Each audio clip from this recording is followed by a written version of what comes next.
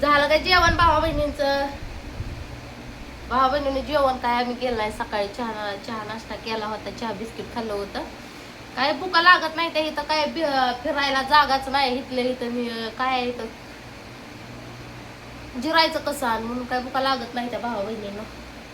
समर्थ आलाय झोपीला, झोप नाही पण आंघोळ पांघोळ करून सुद्धा झोप नाही समर्थ, नाहीतर लगेच झोप. काय ग गेलते का खेळायला? हा काय झालं? काय झालं मग आता बघ तोंड पाडून आलीस, काय झालंय? हाकलून दिली असेल. हो तोंड पाडून आली म्हणजे होय. काही गरज आहे का उन्हात आणायची रडायची?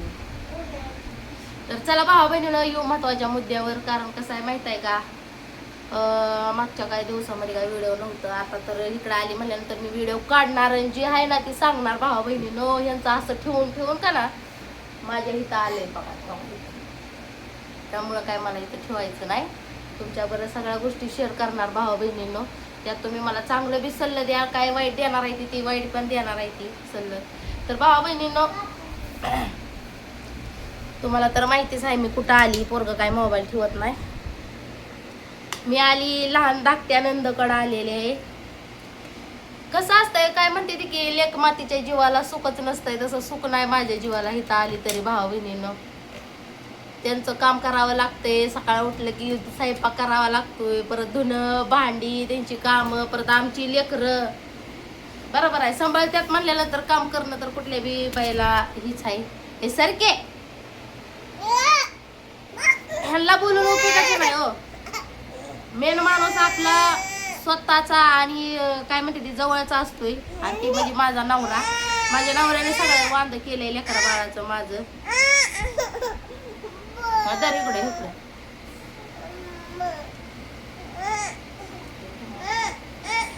पोरग समर्थ मागतोय मोबाईल. हवा बस का धर धर धर मस्त धर.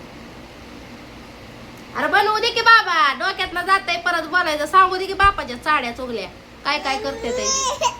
हे का नाही लेकरं असले बापत्या तरच आणि लेकरं असल्या तरी का कसं रडते.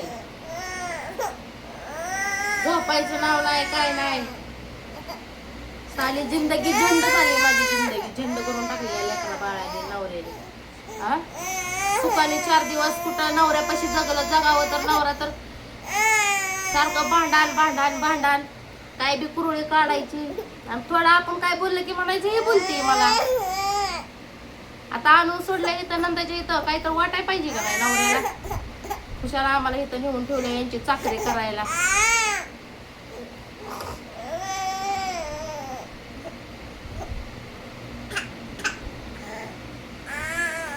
काय भावा बहिणीनं जिंदगीत आहे अर्थ असलं. अशी जिंदगी जर आपण नंदाच्या दारात काटायची म्हणल्यानंतर काय उपयोग आहे का हो?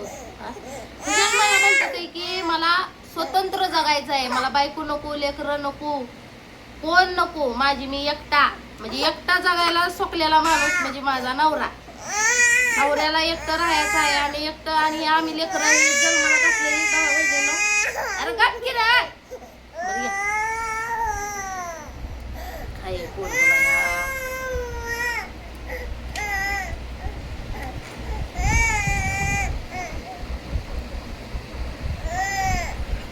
एकटं जगणं एकटं जगतो म्हणायला शोधलं तर पाहिजे की नवऱ्याला. बस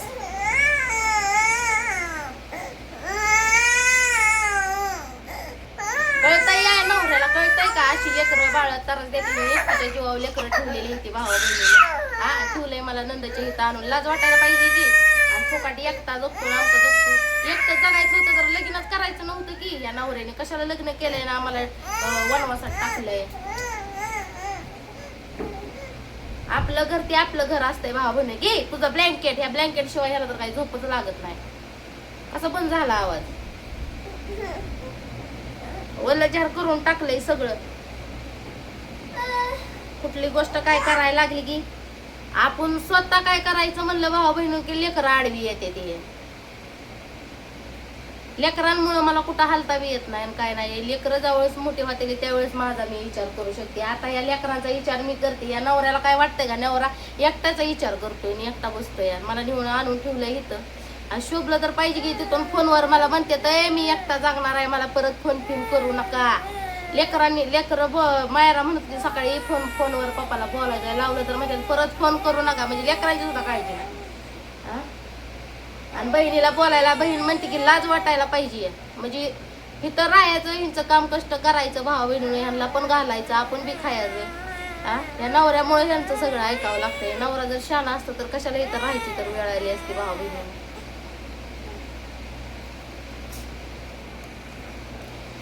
राहिला प्रश्न तिथं नवरा दारू पितो म्हणून नवऱ्याला काय तिथं गोष्टी बोलायला गेलं, नीटनीटकं सांगायला गेलं. नवऱ्याने एकपट बोललं की माझा आवाज तिथं जरा चढता होतो, पण शेजारी पाजारी आमचा फायदा घ्यायला लागली. तिथं शेजारी पाजारांना कसं वाटतंय की आता ह्यांचं काय नीट चाललं ना म्हणल्यानंतर आपण बी त्यात टांग आडवी टाकावी आणि त्यांच्यावर जरा चान्स मारून घ्यावं, असं तिथं शेजारी पाजारी बी व्हायला लागलं भावा बहिणीनं. म्हणून म्हणलं आपलं तिथनं निघावं. आणि नवरा काय म्हणला, तू काय माझ्याकडे बाई येऊ नको, ती तिकडंच राहा.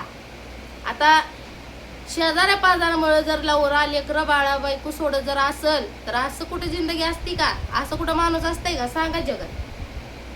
माझ्या घरात आहे माझं शेजारचा नवरा माझा आहे, असा काय करायचं, कुणाला सांगायचं. कुठं जरी गेलं तरी सुख नाही भावा बहिणीनं मला. इथं जरी आहे तरी मला सुखात नाही. नंदला जरी सांगायला काय गोष्टी सांगायला लागले तर म्हणते तुम्ही आपलं व्हायला राहावा. व्हायला राहिल्यावर वाद कशाला होत्या. आता ही त्यांचा प्रश्न झाला. पण मला कसं वाटतं की लग्न करताना नवरा किती शेरा बेरा बांधून मंडपात बसतो, हसी खुशी जिंदगीचा सात जन्माचा सोबतीदार.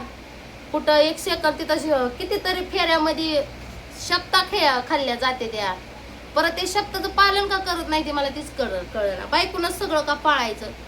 राहिला प्रश्न त्यांना बायकोनं भांडायचा तर त्यांच्या बी काहीतरी चुका होत असतील, त्यामुळं काहीतरी आटोप्यात गोष्टी याव्या म्हणून तर बायको बोलत असेल. पण ही त्यांच्या गोष्टी डोक्यात बसत नाही. एकच दिसतं त्यांना की भांडती, आपल्याला भांडती, आपल्याला या गोष्टीला रोखती. म्हणजे आपणच पुढे टार्गेटवर राहतोय त्यांच्या. म्हणजे ह्यांच्यासाठी चांगलं बी नाही सांगायचं आणि वाईट बी नाही सांगायचं. भांडायला लागलं तरी म्हणायचं भांडती, पण भांडण्यामागचं त्यांचं आपण आपल्या मनातली ज्या भावना आहेत त्या ज्या ही आहे त्या व्यक्त करायला जातो आपण त्यांना जीव नीटनेटकं सांगणार, पण त्यांच्या डोक्यातच बसत नाही. ती देव डायरेक्ट म्हणते आम्हाला भांडते कालवा करते. आता कालवा करण्यामागचं काय कारण असतंय का नसतंय भावा बहिणीनं, का बळतच काय म्हणते ते येडा उठलं आणि मुसळात घुसलं म्हणल्यासारखं काम असतं का. विचार करूनच माणूस बी कुठल्या बी गोष्टी बोलत असतं. आता आहे ती 2 लेकरं, कुठं तर चांगला परपंच वळणाला लागावा म्हणून माझं बी कालवा असतो या. पण माझ्या कालव्याला नवऱ्याने भांडणाचं स्वरूप दिलंय. मला इथं ह्यांच्या दारात आणून ठेवलंय भावा बहिणीनं. आता ह्यांच्या आणून ठेवलंय, दारात आणून ठेवलंय, ते ठेवलंय. नंतर शेवट मला म्हणते की लाज वाटते का तुला, आता मी काय करू सांगा, कुठं लाजायचं आणि कसं लाजायचं. आता गेलेलं सासूच्या इकडं बसायला म्हणून व्हिडिओ बनवते भावा बहिणीनं. नाहीतर मला कशाला एवढं त्यांच्या समोर एवढं बोलायला येत नाही. नाहीतर मला म्हणाल वय ग तुला लाज वाटते, मला म्हणते का ग मी व्हिडिओ टाकलाय. त्यामुळे भावा बहिणीने मी एवढं सांगते. नाहीतर त्यांना भावाचं जरी बोलायला लागलं तरी त्यांना राग येतो. तसं त्या सांगते ते बरं का, त्यांना बी सांगतात मला बी सांगतात, दोन्ही बाजू समजून घेते त्या भावा बहिणीनं. पण कसं असतंय आपलं स्वतःचं ते स्वतःच असतंय. स्वतःचं कसं म्हणजे आपण लोकांच्या घरचं किती म्हणलं तर आपल्याला हे असतं का भावा बहिणीचा. शेवट त्यांचा भाव आहे, भावाकडनं जरा जास्त 2 शब्द जास्त सांगणार, बाजू घेणार 2 शब्दांनी उंच. आपली कसं आपण लोकांच्या घरचं म्हणलं तर आपल्याला एवढंही करणार नाही. परकापणा जाणवला हो ह्या 2 दिवसात मला. या नंदपासून मला परकी वाटायला लागली. परकी ज्यावेळेस मी घरी होती का, ज्यावेळेस तिथं होत्या का ना नंदन, त्यावेळेस मला म्हणजे असं आपुलकी वाटायची. पण जेव्हा इथं आली का ना मी असं मला दुरावा वाटायला लागला. नंदन मला असं परकापणा दिल्यासारखं वाटायला लागलं. कारण की किती केलं ते आपलंच म्हणायचं. हे लेकरा बाळांच्या तोंडाकडे बघून भावा बहिणीनं सगळ्या गोष्टी सहन करायच्या. ते आता तुम्ही मला या व्हिडिओला कमेंट करणार की योगिता तशी नाही तर अशी नाही. कोण कसं आहे ते माझ्या जीवाला माहिती आहे भावा बहिणीनं. कोणी कोणाला ओळखत नसतंय आणि व्हिडिओमध्ये दिसतं तसं नसतं म्हणूनच जग फसतं असं म्हणते ती खरंच आहे भावा बहिणीनं. माझ्या जीवाला माहिती आहे माझी माणसं कशी आहे ती आणि नवरा माझा कसा आहे ती माझ्या जीवाला माहिती आहे. कोणी जग किती बी म्हणाल नवरा असा तुझा तशा, तू अशी तू तशी, पण माझ्या घरचं मलाच माहिती.